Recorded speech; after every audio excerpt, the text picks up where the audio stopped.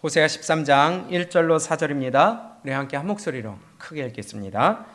에브라임이 말을 바라면 사람이 떨었도다. 저가 이스라엘 중에서 자기를 높이더니 바알로 인하여 범죄함으로 망하였거늘 이제도 저희가 더욱 범죄하여 그 은으로 자기를 위하여 우상을 부어 만들되 자기의 공교함을 따라 우상을 만들었으며 그것은 다 장색이 만든 것이오늘 저희가 그것에 대하여 말하기를 제사를 드리는 자는 송아지의 입을 맞출 것이라 하도다.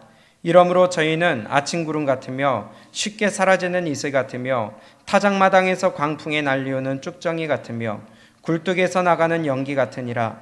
그러나 내가 애굽 땅에서 나옴으로부터 나는 내 하나님 여호와라. 나밖에 내가 다른 신을 알지 말 것이라. 나 외에는 구원자가 없느니라. 아멘.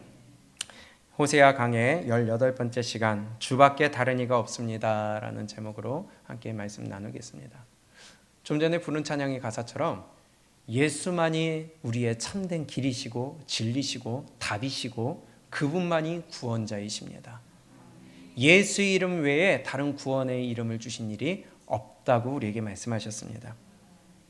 그런데요, 지금 호세아서를 쭉 보면서 계속해서 강조하신 것이 이들이 멸망당하는 이유는 우상숭배라는 거예요. 또 한 가지 다른 표현으로 똑같은 의미지만 다른 표현으로는 교만하다는 것입니다. 하나님 앞에서 북이스라엘 백성들이 교만했기 때문에 멸망의 길을 걸어가게 됐고 채찍질을 맞았고 이 교만이라는 것은 잠언에서 말씀하신 것처럼 멸망의 지름길입니다. 죽음의 지름길입니다. 교만하면요 하나님이 안 보여요. 교만하면요 나만 보이는 거예요. 교만하면요 하나님의 말씀이 가리워져서 안 보여요. 그래서 분별이 안 돼요. 교만이란 것이 이렇게 무서운 일입니다. 그래서 멸망의 지름길이라고 하는 것 같아요. 교만하면요 오직 내 눈에 보이는 것은 육의 것만 따라가는 거예요. 멸망의 것만 따라가는 거예요. 내 육의 문제만 보이고요, 그걸 거기에만 골몰하고요, 또 편리한 것만 찾고요, 즐거움과 쾌락을 찾고요, 육의 만족을 위하여 살아가고요, 내 육의 편리함과 기쁨과 이 모든 것을 한마디로 쾌락이라고 하죠. 왜냐? 교만하기 때문이라는 거예요. 바꿔 얘기하면요, 교만하면 나를 위하여 살아가게 된다는 거예요. 예수님을 위하여 살아가야 되는데 나를 위하여 살아가는 존재가 된다는 것입니다. 그래서 오늘 1절 말씀이 이렇게 말씀합니다. 에브라임이 말을 바라면 사람이 떨었도다. 저가 이스라엘 중에서 자기를 어떻게 했어요? 나를 높여. 이게 교만 아니에요? 하나님을 높이는 자가 되어야 되는데, 예수님의 이름을 나타내는 자가 되어야 되는데, 또 빛을 나타내고 소금의 역할을 감당하며 예수님만의 영광을 나타내는 자가 되어야 되는데 나를 높인다는 거예요. 내 이름을 높인다는 거예요. 바벨탑만 계속 쌓고 앉아 있어요. 내 욕심의 탑만 쌓아놓고 있어요. 바알로 인하여 범죄함으로 망하였거늘. 그런 망하는 이유는요, 자기를 높이기 때문에, 교만 때문에 멸망당한다는 것입니다. 이것을요 2절에 이렇게 말씀하는데요, 이제도 저희가 더욱 범죄하여 그 은으로 우상을 만드는데 누구를 위하여 만들어요? 자기를 위하여 우상을 부어 만든다고 합니다. 이게 교만이에요. 믿는다고 하면서, 예수만이 참 진리라고 하면서 믿는 자들이 자기를 위하여 우상을 만들어요. 내 만족을 위하여 합리적인 것이라는 미명하에 내 것을 안 놔요. 그게 우상 아니겠어요? 하나님의 말씀과 부딪히면 내 것을 놔야 되는데 하나님의 것을 버린다는 거예요. 그게 우상이라는 겁니다. 자기의 만족을 위하여 하나님의 방법이 아니라 내 방법을 찾아요. 내 생각을 찾아요. 내 경험을 붙들어요. 내 가치관을 붙들어요. 그러니 그것이 우상이 된다는 거예요. 그래서 우리는 하나님의 자리에 하나님이 계셔야지, 내 마음 가운데 자꾸 하나님의 자리에 다른 것이 들어오게 되면은 꼭 새겨진, 만들어진 어떤 눈에 보이는 것만이 우상이 아니라 하나님의 자리에 다른 것이 들어가 있으면 그것이 우상이라는 거예요. 하나님 앞에 나와야 될 자가 나오지 않고 다른 것을 위하여 살아간다면 그게 우상이라는 겁니다. 하나님의 기쁨을 위하여 살아가야 될 자가 내 만족과 기쁨과 편리함과 내 육체를 위하여 살아가면 그게 우상이 된다는 거예요. 교만의 판별법이 있습니다. 지금 말씀드린 것처럼 하나님을 위하여 하느냐, 나를 위하여 하느냐. 지금 우상을 만들 때에 누구를 위하여 우상을 만들었대요? 자기를 위하여. 그러니 이것은요, 교만의 판별법이 된다는 거예요.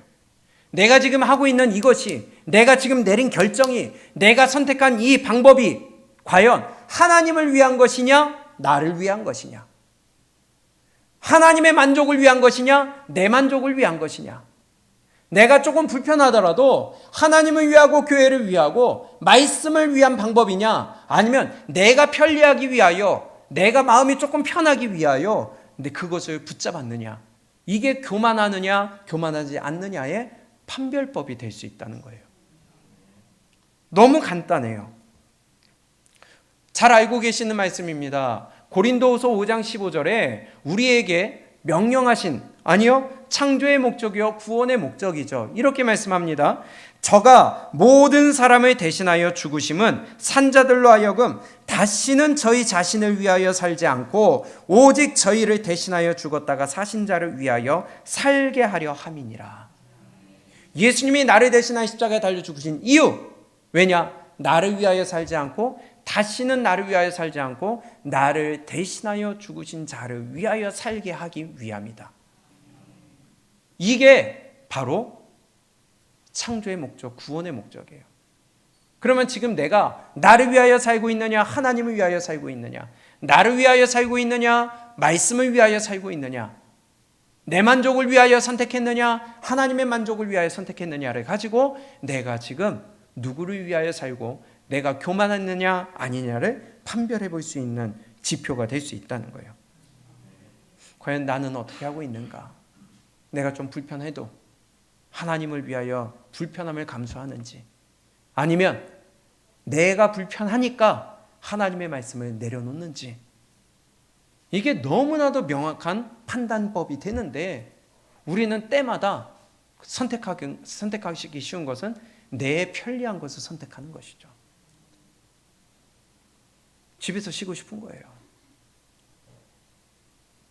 순종하지 않는 게 더 편한 거예요. 내 만족과 내 기분과 내 기준으로 살아가는 게 더 편한 거예요. 내 것을 꺾는 것이 더 힘든 거예요. 그래서 의를 위해서, 말씀을 위해서, 선을 위해서, 천국을 위해서 우리는 목숨을 내놓고 싸우는 것입니다. 그것이 선이기 때문에, 그것이 천국이기 때문에, 그것이 옳은 길이기 때문에, 그것이 구원의 목적이기 때문에. 목숨을 내놓는 것만큼 불편한 게 어디 있어요? 목숨을 내놓는 것만큼 어려운 게 어디 있겠어요? 그런데요, 말씀을 위하여 기꺼이 목숨을 내놓는 그것이 우리 믿음의 선조들의 삶이었다는 것입니다.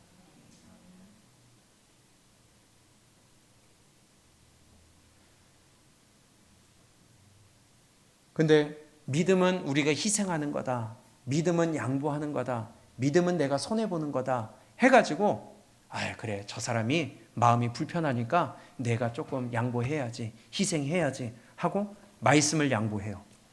이게 옳은 믿음일까요? 그럼 목숨 내놓을 필요가 없는 거죠.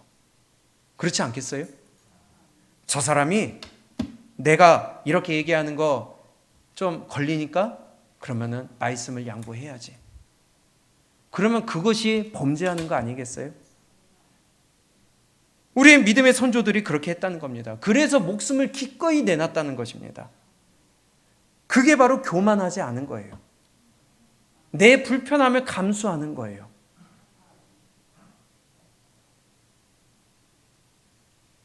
아니에요.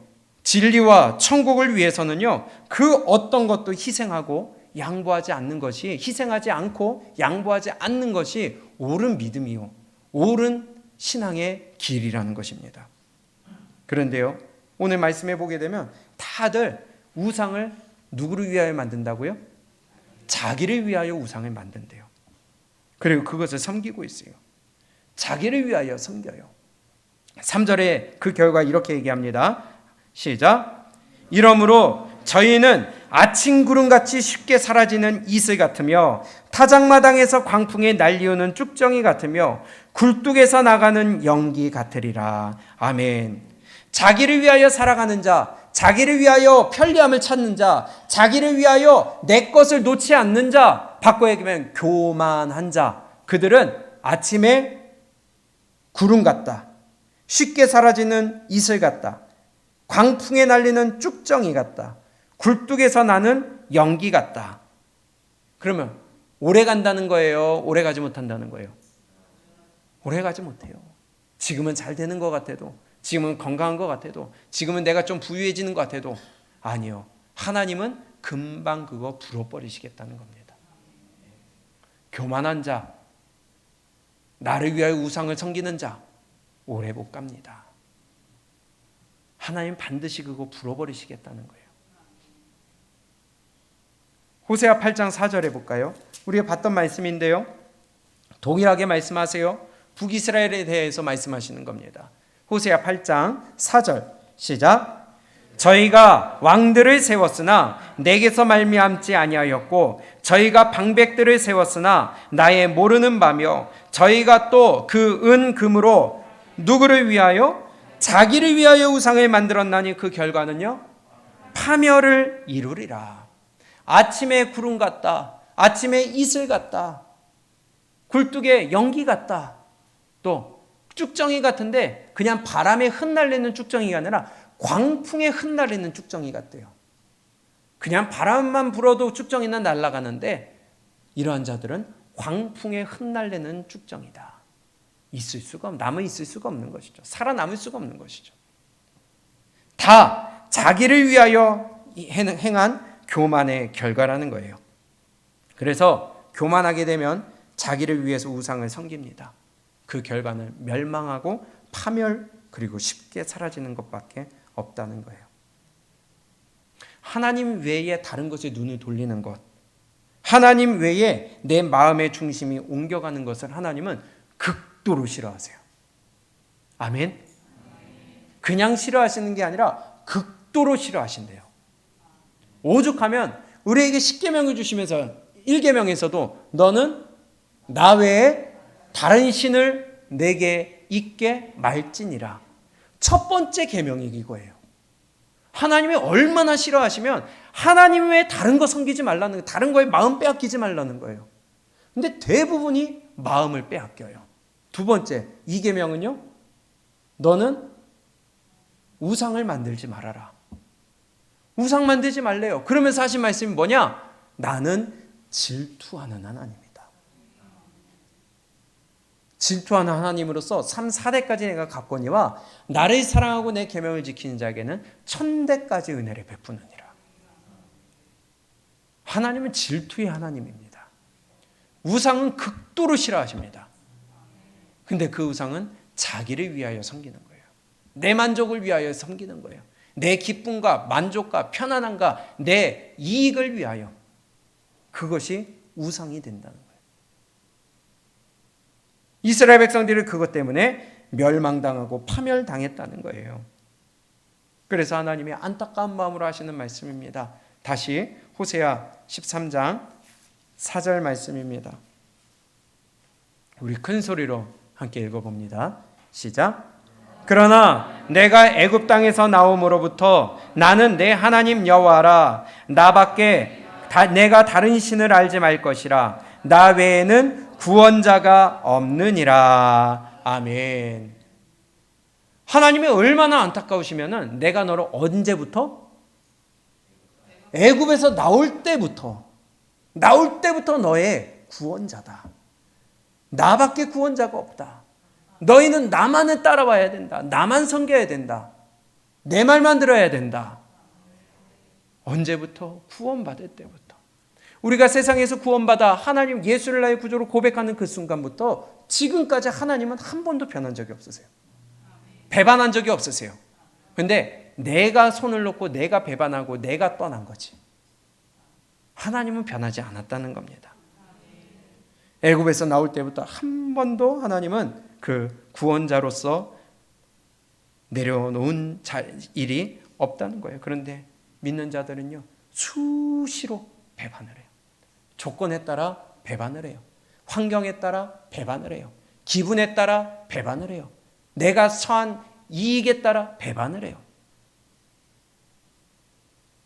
우리는 하나님 앞에서 배반하지 않기를 바랍니다. 교만하면요, 나를 위하여 우상을 섬기게 되고요, 그것으로 인하여 하나님을 배반하게 된다는 거예요. 조건에 따라 다 달라져요. 그래서 아무리 지금 우리가 잘 믿는 것 같아도요, 조건에 들어가 봐야 돼요. 모든 방정식의 해답은 조건에 만족될 때 답이 나오는 것처럼 우리의 믿음도 그 X 안에 아니면 Y 안에 Z 안에 우리의 믿음이 한번 들어가 봐야 돼요. 그래야지 그 결과물이 보여진다는 겁니다. 마태복음 16장 우리가 잘 알고 있다시피 베드로가 확실한 고백을 했습니다. 주는 그리스도시요 살아계신 하나님의 아들이시니이다. 그리스도 구원자라는 거예요. 메시아라는 거예요. 그분이 기름 부음 받은 자라는 거예요. 하나님의 아들이라는 거예요. 정확하게 내 주인이라고, 주님이라고, 그리스도 구원자라고 고백을 했어요. 인정을 했어요. 하나님의 아들 신으로 믿었어요. 그랬던 베드로. 그러나 그가 조건에 딱 맞춰지니까, 환경에 들어가니까 부인하고 배반하고 저주했잖아요. 버리고 도망갔잖아요. 베드로 손가락질 할 게 아닙니다. 나도 그 조건에 들어가 보면 조건에 따라 나도 배반할 수 있다는 거예요. 왜냐? 우상을 섬기니까. 나를 위하여 우상을 섬기고 있다는 거예요. 지금도 때마다 우리에게 말씀을 주시고, 그러한 베드로에게, 부인하고 도망가고 버렸던 베드로에게 다시 찾아오셨던 예수님이신데, 다행히 베드로는 다시 예수님 앞에 나아가 그 말씀에 목숨을 걸었지만 지금도 마찬가지죠. 내가 배반하고 우상을 섬기고 하나님의 말씀과 상관없이 살아갈 때가 있어도 끊임없이 우리에게 말씀을 주시잖아요. 우리에게 하나님이 순종하라고 주시잖아요. 근데 그때마다 순종하고 베드로처럼 다시 받아들이고 아멘하고 나아가면 되는데, 아니요, 그냥 거부할 때가 있다는 겁니다.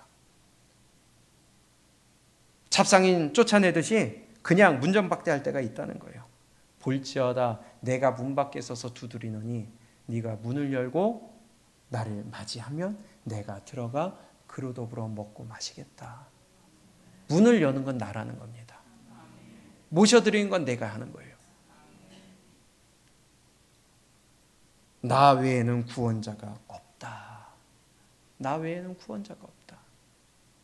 시작에 말씀드린 것처럼 사도행전 4장 12절에 다른 이로서는 구원을 받을 수 없나니 천하 인간의 구원을 얻을 만한 다른 이름을 우리에게 주신 일이 없음이니라. 예수님만이 우리 구원자십니다. 근데 자꾸 우리의 마음을, 우리의 우울함을, 우리의 분노함을, 우리의 문제를, 우리의 어려움을, 우리의 상가치 앞에 맡고 있는 해결해야 될 일들을 자꾸만 우상 앞에서 비는 일이 있을 수 있다는 거예요.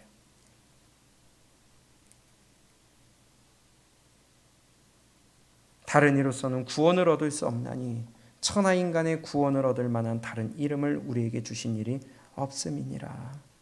우리 주님만을 섬길 수 있기를 바랍니다. 근데 도대체 왜 다른 것에서 우리의 만족과 해결을 얻으려고 할까요? 구원을 다른 데서 왜 자꾸 찾으려고 할까요? 예수만이 우리의 구원이고, 예수님만이 우리의 해결의 방법이고, 예수님만이 위로자고, 예수님만이 피난처고, 예수님만이 산성이라고 고백하고 암송하고 찬양하면서 왜 자꾸 조건에 맞춰지면 자꾸 예수님보다 다른 것을 찾게 될까요? 세속에 물들이지 않는 것이 하나님이 원하시는 경건이라고 했잖아요. 가치관이 자꾸 세상에 물들어갑니다. 세상은요, 우리에게 자기를 위하여 살아가라고 해요. 너 노후 준비해야지. 너 지금 그거 할 게 아니잖아. 나중에 편해야지. 네가 지금 그거 할 게 아니잖아. 미래를 위해 투자해야지. 네가 지금 기도하는 것보다 빨리 일을 해야지. 마귀는 이런 것들로 우리를 미혹한다는 거예요. 자기를 위하여 우상을 섬기게 만든다는 거예요. 가치관을 자꾸 혼란스럽게 만들어요. 에덴 동산에서부터 먹지 않아도 먹어도 죽지 않아. 그렇죠?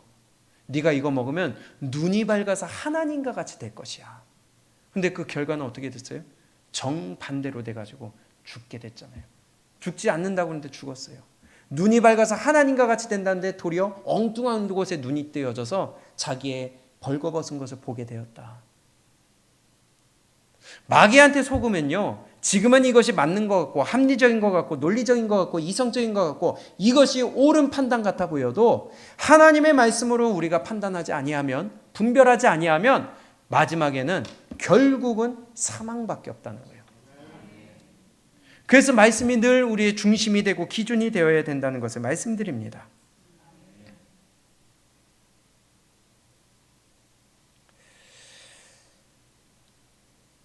그러면 우리에게 이렇게 말씀합니다. 6절에 볼까요? 그러한 마음이 교만해지고 세상에 물들고 가치관에 속고 나를 위하여 우상을 섬기게 되면 그 결과가 이렇게 된다는 거예요. 6절입니다. 5절부터 읽어봅니다. 시작. 내가 광야 마른 땅에서 너를 권고하였거늘 저희가 먹이운 대로 배부르며 배부름으로 마음이 교만하며 이로 인하여 나를 잊었느니라. 아멘. 하나님 먹여주세요. 그래도 사랑하셔서 해결해 주세요. 그런데 배부르고 등 따시고 그러다 보니까 문제가 해결되다 보니까 제 어려움이 그래도 당장 눈앞에 급한 게 사라지다 보니까 그럼 결국은 배가 부르니까 교만해져요. 하나님을 잊어버려요. 아까 교만하다는 것은 하나님을 위한 것이 아니라 나를 위한 것이라고 그랬잖아요. 그러니 하나님을 잊어버리게 된다는 거예요. 나의 구원자 되신 예수 그리스도를 잊어버려요. 여기서 자신할 자가 누가 있을까요? 난 절대 아니죠. 나는 어떤 조건에 있어도 배반 안 해. 나는 하나님의 만족을 위하여 살아가. 아무도 없습니다. 여기 있는 어떤 한 사람도, 인간 전 세계를 통틀어도 한 사람도 자신할 사람이 없다는 거예요. 그래서 우리는요, 신앙생활 편하게 할 생각하면 안 돼요. 내 만족, 내 기분, 내 감정에 따라 신앙생활 할 것이 아니라 말씀에 따라서 신앙생활을 해야 된다는 것입니다. 예수님만이 우리의 길이고 예수님만이 진리고 예수님만이 해답이신 그 말씀 붙들고 예수님 말씀처럼 우리는 심령이 가난한 자가 되어야 됩니다. 지금 당장 이 말씀 아니면 나는 죽을 것 같은 그런 갈급한 심령, 갈망하는 심령, 하나님의 말씀을 붙들어야겠다는 그 심령, 뜨거운 마음, 간절함이 저의 여러분들에게 있기를 바랍니다. 신앙생활 편하게 할 생각하지 마세요. 편해지면요, 마음이 느슨해지고요. 마음이 느슨해지면 그 틈을 타고 마귀가 들어오고요. 마귀의 미혹에 넘어가서 내 영혼은 이제는 나락으로 떨어지게 되는 거예요. 우리 저녁마다 매이는 것이 진짜 축복입니다. 때로는 불편함이 있지만 저라고 왜 불편함이 없겠어요. 그러나 그것이 저와 여러분들을 하나님의 말씀으로 든든하게 세워주는 역할을, 방어막을 해준다는 것이에요. 마음이 가난한 자가 되어야 돼요. 말씀을 먹지 않으면 죽을 것 같은 그런 우리의 심령이 가난한 자가 되어야 됩니다. 그런데 신앙생활을 하는데 껍데기만 갖고 있어요. 하나님은 잊어버리고 신앙생활을 하고 있어요. 아니요, 그건 신앙생활이 아니라 불신앙생활이죠. 껍데기만 갖고 있는 것은 신앙생활이 아닙니다.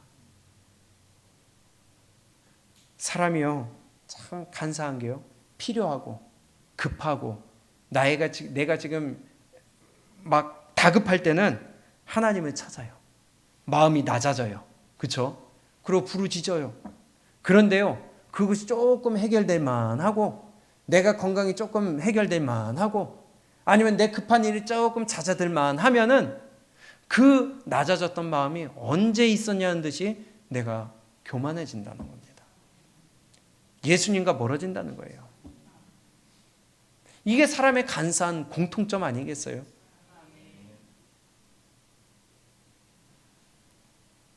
예수님 앞에, 잘 알고 있는 말씀이죠. 예수님 앞에 10 문둥병자가 왔습니다. 막 소리 질러요. 예수여, 선생님 예수여, 나를 고쳐주셔서. 소리쳤다고 돼 있어요. 그런데 그 10명을 예수님 고쳐주셨어요. 그런데 갔는데 돌아온 사람 몇 명? 한 명이에요, 한 명. 급할 때는 소리 지르는데 이것이 급한 게 사라지면은 감사하는 사람이 없어요. 그런데 그 돌아온 사람이 누굴까요? 예수님 말씀하실 때에 너희들을 10명을 고쳐줬는데 어찌하여 이방인 너 하나만 왔느냐? 이방인 너 하나만 왔느냐? 유대인들도 섞여 있었다는 얘기거든요. 그런데 돌아와서 감사를 표한 자는 사마리아인 이방인 하나밖에 없었다는 겁니다. 혹시 우리의 모습 아닐까요? 누가복음 17장입니다. 12절이죠. 11절.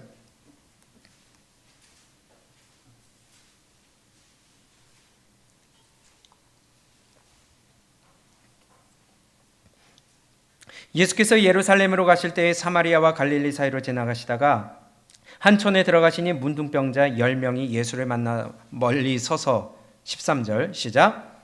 소리를 높여 가로되 예수 선생님이여 우리를 긍휼히 여기소서 하거늘 보시고 가라사대 가서 제사장들에게 너희 몸을 보이라 하셨더니 저희가 가다가 깨끗함을 받은지라.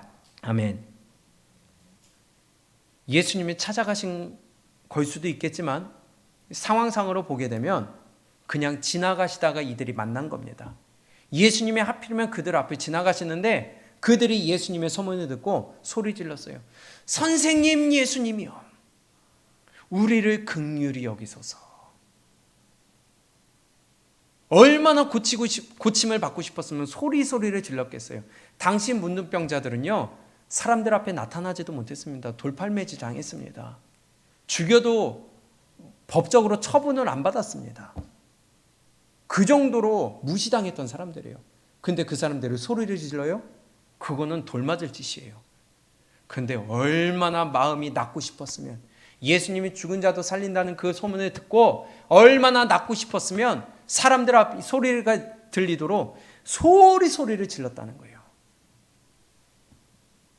그런데 예수님이 그 소리를 듣고 너희가 제사장에 가서 너희 몸을 보이라. 율법에 나와 있죠. 문둥병자는 제사장에 가서 확인을 받아야 돼요.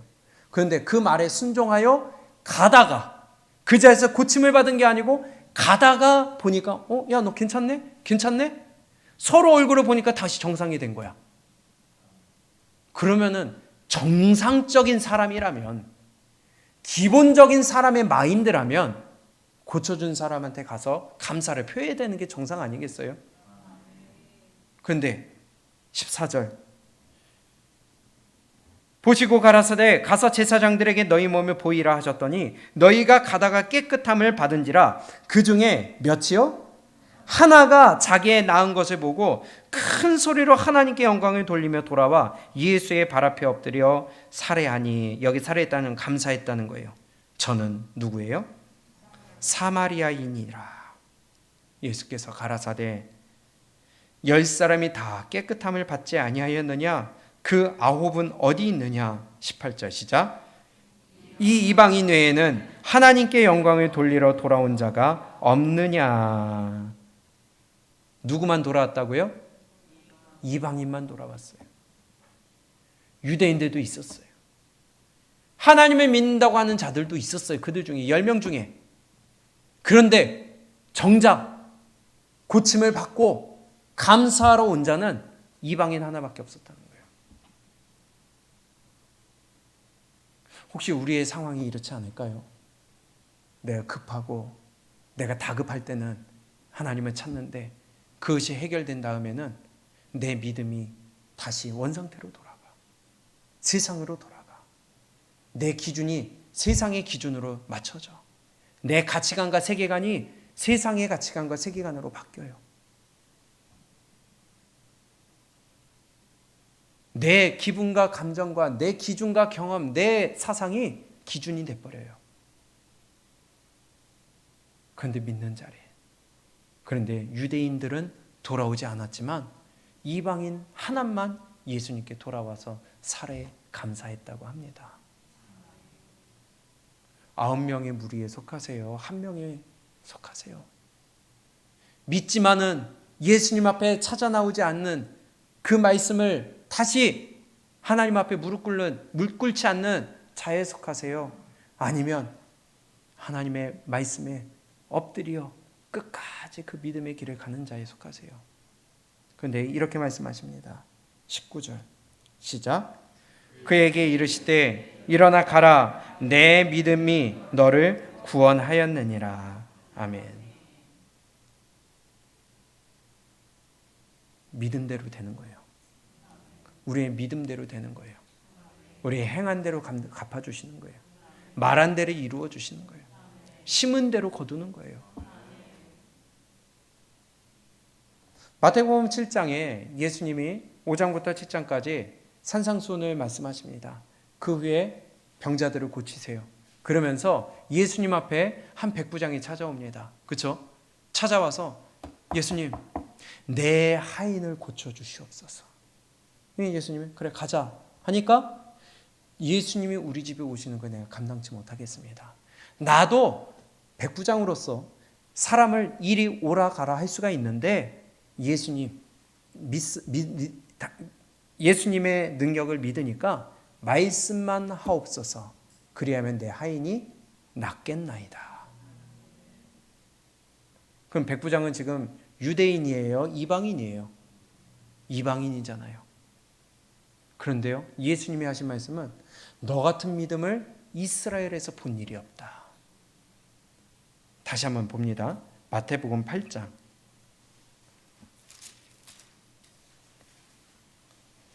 5절입니다. 시작.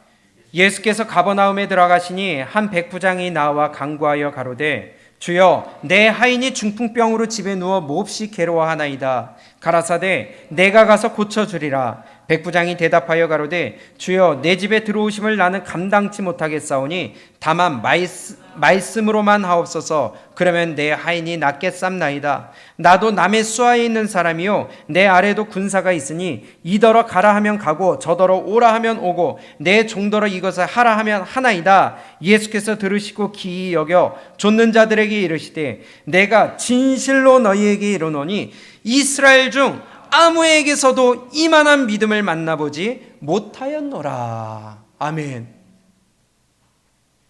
그 많은 이스라엘 사람들 중에서 이 백부장 같은 믿음을 만나본 일이 없대요. 이방인인데. 유대인들은 지금까지 아브라함의 자손이라고 하면서 예수님을 믿는다고, 하나님을 믿는다고, 나는 아브라함의 자손이라고, 나는 선민이라고, 혈통이 좋은 자들이라고 그러면서 자랑했는데 정작 그 예수님의 마음에 합한 믿음은 없었다는 겁니다. 얼마나 없었으면 예수님이 기히 여겼대요. 그러면서 이렇게 말씀합니다. 또 너희에게 이르노니 동서로부터 많은 사람이 이르러 아브라함과 이삭과 야곱과 함께 천국에 앉으려니와. 그럼 다른 사람들은 다 천국 간다는 거죠. 그런데 12절에 나라의 누구요? 그러면 나라의 본 자손들은 누구 얘기하는 거예요? 이스라엘 백성들, 유대인들. 하나님을 믿는다고 하는 이 이스라엘의 본래 자손들, 그들은 어떻게 돼요? 시작. 나라의 본 자손들은 바깥 어두운 데 쫓겨나 거기서 울며 이를 갈미 있으리라. 아멘.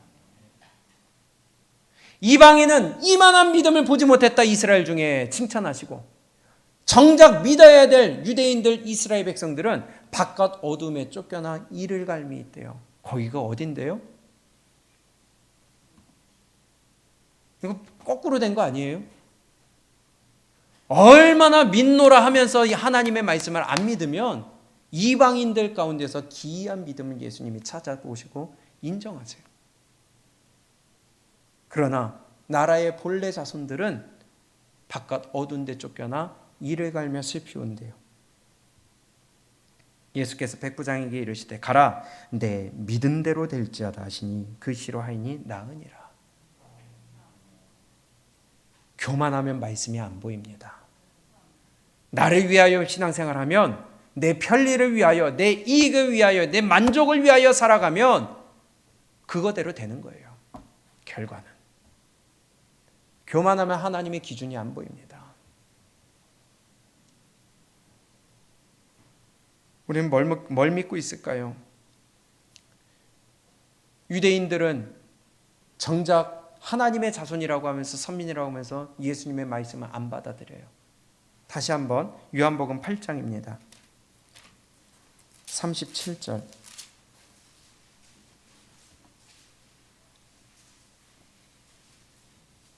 시작.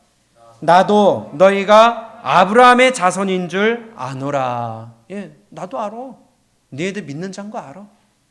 너희들이 교회 다니고 기도하고 찬양하고 봉사하고 헌신한 거 알아. 그러나 시작. 내 말이 너희 속에 있을 곳이 없으므로 나를 죽이려 하는도다. 아멘. 너희들이 아브라함의 자손인 거 나도 안다. 너희들 하나님 믿는 거 안다. 그러나 너희 속에 내 말이 있을 곳이 없으므로 나를 죽이려 하노라. 많은 믿노라는 자들이 이런 짓을 하고 있다는 겁니다.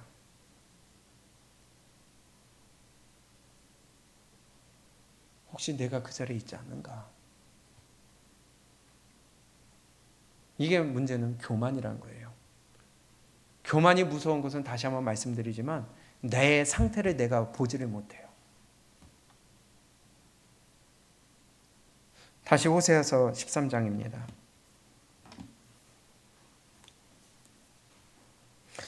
6절 저희가 먹이운 대로 배부르며 배부름으로 마음이 교만하여 이로 인하여 나를 잊었느니라.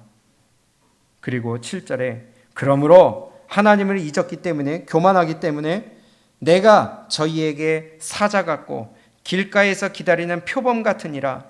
내가 새끼 잃은 곰같이 저희를 만나 그 염통 거풀을 찢고 거기서 암사자같이 저희를 삼키리라. 들짐승이 저희를 찢으리라. 하나님 가만 안 두겠다는 거죠. 하나님이 잊어버리고 교만하고 지 생각대로 살아가고 자기 기준대로 살아가면 하나님의 말씀을 받아들이지 않고 가난한 심령이 되지 아니하면 하나님이 새끼 잃은 곰처럼 만나주시겠대요. 새끼 잃은 어미곰은 얼마나 무서운지 우리는 유명해서 알고 있잖아요. 하나님이 그렇게 나타나시겠답니다. 하나님을 잊어버린다는 것은요, 바로 하나님을 대적하는 것입니다. 그 다음 절 함께 읽습니다. 9절 시작. 이스라엘아 내가 패망하였나니 이는 너를 도와주는 나를 대적함이니라. 아멘. 대적하는데 누구를 대적한다고요? 근데 그 하나님이 어떤 하나님이세요? 나를 도와주는 하나님이에요, 그분은. 그런데 지 마음대로 지 생각대로 지 만족대로 살아가니까 나를 도와주신 하나님을 도리어 대적하는 자가 된다는 거예요. 그게 교만 아니겠어요? 은혜를 몰라요. 감사를 몰라요. 똑같이 문둥병에서 고침받았는데 기적을 경험했는데 감사하러 온 사람은 딱 한 명. 그것도 유대인이 아닌 이방인. 이방인 백부장은 예수님이 인정하신 내가 이만한 믿음을 보지 못하였노라 인정했는데 나라의 본자손들은 바깥 어두운 데 던져진대요. 왜? 나를 도와주는 자를 대적했기 때문에. 지금도 우리에게 말씀을 주시고 항상 우리에게 말씀을 통하여서 교훈을 주시고 계명을 주시고 깨닫게 하심으로 말미암아 부르시고 초대하시는 것입니다. 나를 도와주시는 거예요. 그런데 그 도와주신 하나님을 대적하였느니라. 그러니 어미 잃은 곰처럼 내가 너를 만나주겠다. 다 찢어 발기겠다는 거예요.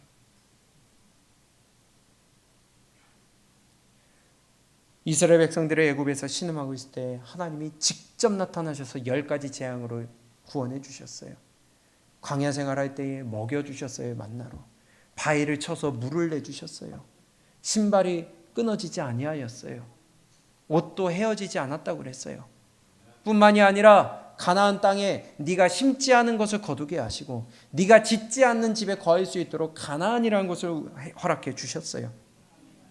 그러면 그 정도면은 하나님을 구원자로서, 왕으로서, 주인으로서 그 앞에 철저하게 낮아지는 것이 당연한데 거기서 안 멈춥니다. 원하는 것을 들어주니까 자꾸 이것들이 선을 넘어요. 이제는 우리도 저 열왕과 같이 우리에게 왕과 방백들을 세워주시옵소서. 지금까지 하나님의 왕이고 하나님이 그들의 구원자고 하나님이 그들의 아비가 되어주시어서 먹이고 입히고 보호하시고 처음 싸워보지도 않은 전쟁에서 아말렉을 이기게 하신 하나님. 그런데 그 하나님은 이제는 배반하겠다는 거예요. 나를 도와주신 하나님을 대적하겠다는 거예요. 왕으로 삼지 않겠대요. 그래서 이렇게 말씀합니다. 10절. 전에 내가 이르기를 내게 왕과 방백들을 주소서 하였느니라. 내 모든 성읍에서 너를 구원할 자 내 왕이 이제 어디 있으며 내 재판장들이 어디 있느냐. 그래 봐라. 네가 원하지 않았느냐. 네가 왕을 원하지 않았느냐. 내가 너희 왕일진데 이제는 너희가 나를 버리고 사람을 왕으로 삼으니까 그래 네 그 삼았던 왕 어디 있냐. 네가 의지했던 재판장들 어디 있냐. 우리 하나님만 붙드시기를 축복합니다. 하나님 한 분만 우리의 왕이 될 수 있기를 축복합니다. 예수만이 우리의 길이요 진리요 생명이십니다. 다른 그 어떤 것도 우리의 해결이 될 수가 없어요. 내가 분노함으로 내게 왕을 주고 진노함으로 패하였느니라. 선을 넘지 말아야 돼요. 물에서 건져주니까 보따리 달라고 한다잖아요. 호의가 계속되니까 권리인 줄 안다고 그러잖아요. 하나님이 자꾸 베풀어 주니까 이용해 먹으려고 그래. 램프 속에 진인 줄 알아. 아니요. 하나님은 심판자요. 하나님은 우리의 왕이요 주인이십니다. 사랑으로 베풀어 주시니까 자꾸 하나님만 이용해 먹으려고 그래요. 하나님 위에 내가 앉아 있으려고 그래요. 그게 마귀 짓 아니에요? 이사야 14장에 마귀를 향하여서 하나님이 말씀하신 너희가 내 많은 뭇별 위에 네가 앉으려고 한다. 네 보좌를 하늘 위에까지 네가 앉으려고 한다. 사단이라는 겁니다. 하나님이 내 마음 가운데 계셔야 되는데 그 자리에 다른 게 들어오면 그것이 우상이 되고 예수님을 잊어버리는 교만이 될 수 있다는 거예요. 유다서 1장 6절에 자기의 지위를 지키지 아니하고 자기 처소를 떠난 천사들을 큰 날의 심판까지 영원한 결박으로 흑암에 가두셨으며 내가 있어야 될 자리에 있어야 돼요. 우리 월권하면 안 돼요. 하나님의 자리에서 내가 탐내면 안 돼요. 우리 하나님의 말씀의 기준을 삼고 내 것을 그 앞에 무릎 꿇고 꿇어내며 끊어낼 수 있는 우리의 믿음이 될 수 있기를 축복합니다. 교만하지 맙시다. 마귀는요 먹어도 안 죽어. 하나님과 같이 돼. 네가 분별할 수 있게 돼. 저 세상의 기준이 더 정확한 기준이야. 합리적인 기준이야. 논리적인 기준이야. 이성적인 기준이야 하며 하나님의 말씀을 믿지 못하게 만듭니다. 내가 원하는 것만 취하는 취사 선택하는 것이 하나님의 말씀이 아니라 내가 원하든 내 마음에 들든 안 들든 하나님의 말씀이면 우리는 따라가고 이 앞에 무릎 꿇는 것이 믿음이라는 거예요. 그렇지 않으면 교만이라는 거예요. 구원자는 예수님 한 분밖에 없습니다. 아멘. 우리가 의지할 분도 예수님밖에 없습니다. 우리의 주인도 하나님밖에 없습니다. 그분 앞에 우리 철저하게 무릎 꿇을 수 있기를 바랍니다. 저희를 너를 도와주는 나를 대적함이니라. 우리 하나님의 말씀 붙들고 하나님의 말씀이 인도하시는 그 길 우리 함께 걸어가셔서 우리 분별할 수 있기를 바라고 바르게 판단할 수 있기를 바라고 우리 하나님 앞에서 생명의 길, 의의 길, 우리 천국의 길을 함께 달려갈 수 있기를 바랍니다. 주밖에 다른 이가 없습니다. 주를 잊어버리고 또 다른 우상에게 눈 돌리지 않기를 바랍니다. 그런데 교만하면요, 기준이 흐트러져요. 교만하면요, 잊어버립니다. 교만하면요, 나를 도우시는 하나님을 대적하는 자가 됩니다. 우리 하나님의 말씀 잘 붙들어서 우리 이스라엘의 멸망의 원인을 우리에게 보여주시듯이 우리는 하나님을 대적하지 아니하고 교만하지 아니하고 그 앞에 철저하게 무릎 꿇고 주님만 나의 왕으로 주인으로 삼을 수 있기를 주님의 이름으로 축복합니다.